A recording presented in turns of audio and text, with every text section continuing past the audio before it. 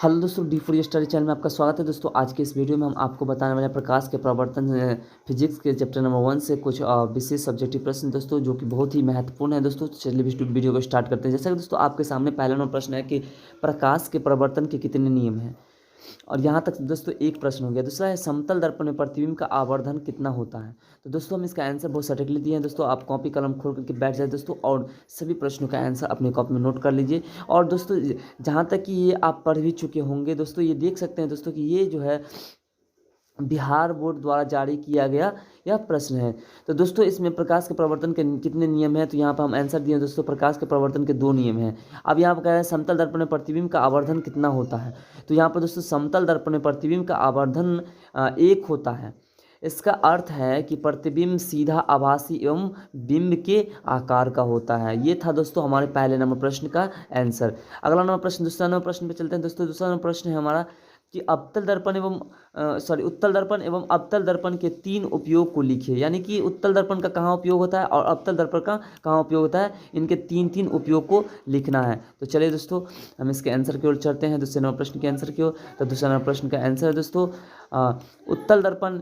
इसका उपयोग motor car, बस, स्कूटर इत्यादि में साइड मिरर के रूप और पीछे देखने के आईने के रूप में होता है। अब है दोस्तों अवतल दर्पण के उपयोग। इसका उपयोग हजामती बनाने दोस्तों, यानी कि आप गए होंगे सैलून में तो वहाँ पर देखते होंगे कि दाढ़ी बनाने के समय और उसका उपयोग किया जाता है। टॉर्च, वाहनों के हेडलाइट तथा सर्च लाइट में परावर्तकों के रूप में तथा डॉक्टर द्वारा रोगियों के कान, दांत आदि की जांच करने में किया जाता है। किसका उपयोग दोस्तों, तो अवतल दर्पण का उपयोग।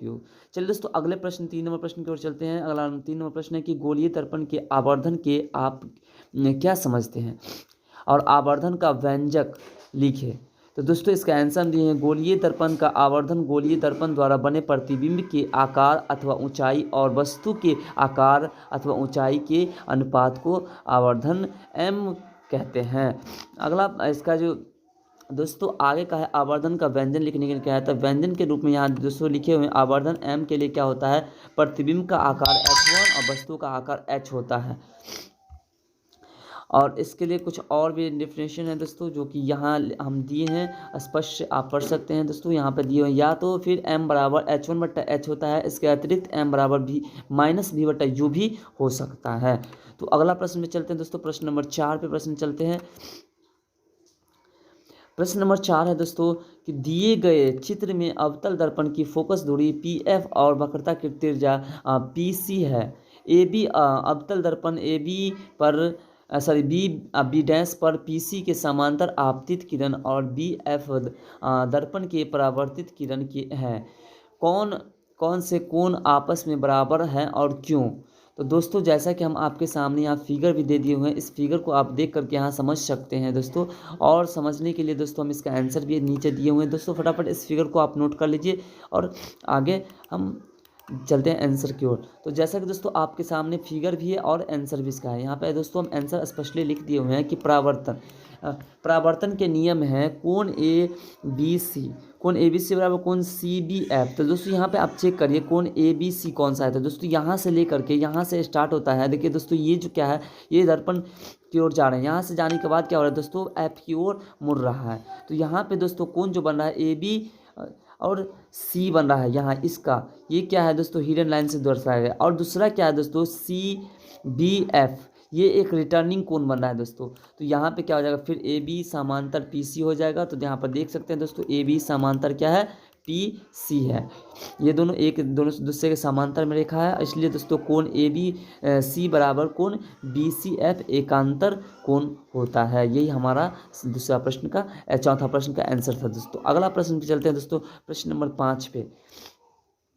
प्रश्न नंबर 5 है दोस्तों कि वास्तविक प्रतिबिंब तथा आभासी प्रतिबिंब में अंतर स्पष्ट करने के लिए कह रहा है। तो दोस्तों वास्तविक प्रतिबिंब यहाँ पे उत्तर दिए हुए हैं कि परावर्तित एवं अपरावर्तित प्रकाश किरणों के वास्तविक कटान से बनता है बना प्रतिबिंब वास्तविक प्रतिबिंब कहलाता है। और जब परावर्तित या अपवर्तित प्रकाश किरणों को पीछे की ओर बढ़ाने पर जहाँ पर वे मिलती हुई प्रतीत होती है वहाँ पर अपना बना प्रतिबिंब आभासी प्रतिबिंब कहलाता है।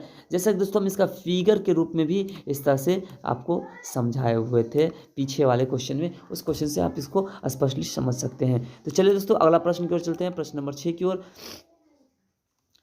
प्रश्न नंबर 6 है दोस्तों कि अवतल दर्पण, प्रश्न नंबर 6 का ये है, अवतल दर्पण द्वारा किसी वस्तु का प्रतिबिंब आभासी सीधा तथा वस्तु से बड़ा प्राप्त होता है तो वस्तु को दर्पण के सामने कहाँ स्थित होना चाहिए।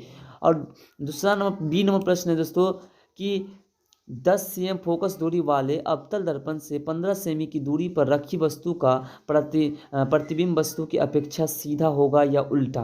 तो चलिए दोस्तों हम पहले नंबर पे छठा का ए पर चलते हैं। छठा का ए का हम यहाँ पर उत्तर दिए हैं कि अवतल दर्पण ध्रुव तथा मुख्य फोकस के बीच बनेगा।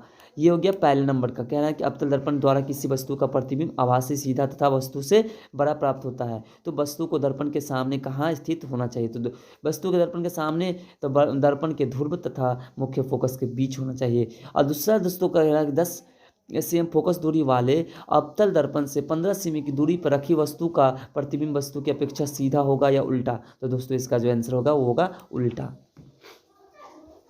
चलिए दोस्तों अगला प्रश्न 7 नंबर प्रश्न में चलते हैं। 7 नंबर प्रश्न का ये है दोस्तों कि एक अवतल दर्पण द्वारा आभासी प्रतिबिंब प्राप्त करने के लिए वस्तु को कहाँ रखना चाहिए। तो दोस्तों आंसर में आप देख सकते हैं कि अवतल दर्पण के सामने उसके ध्रुव और फोकस के बीच रखना चाहिए। और दूसरा क्वेश्चन कह रहा है कि 20 cm फोकस दूरी वाले अवतल दर्पण से 20 cm की दूरी पर दर्पण के सामने रखी वस्तु का प्रतिबिंब कहाँ बनेगा। तो दोस्तों ये अनंत पर बनेगा। तो दोस्तों आशा करता हूँ कि हमारे द्वारा बताया गया जानकारी आपको अच्छा लगा हो तो प्लीज़ दोस्तों वीडियो को लाइक करें, शेयर करो और चैनल पर नहीं है तो प्लीज़ चैनल को सब्सक्राइब करके बेल आइकन को भी दबा दें जिससे कि जितने भी नई नोटिफिकेशन होंगे हमारे चैनल के सबसे पहले आप तक पहुँचेंगे। दोस्तों इसी तरह से हम सभी स्टेप बाय स्टेप सभी क्वेश्चन को आंसर के साथ इस D4 स्टडी चैनल पर प्रोवाइड करने वाले हैं जहाँ से दोस्तों आप आसानी से पढ़ सकते हैं बिल्कुल मुफ्त में। तो चलिए दोस्तों मिलते हैं फिर अगले वीडियो में इस तरह के नए टॉपिक के साथ, तब तक के लिए बाय।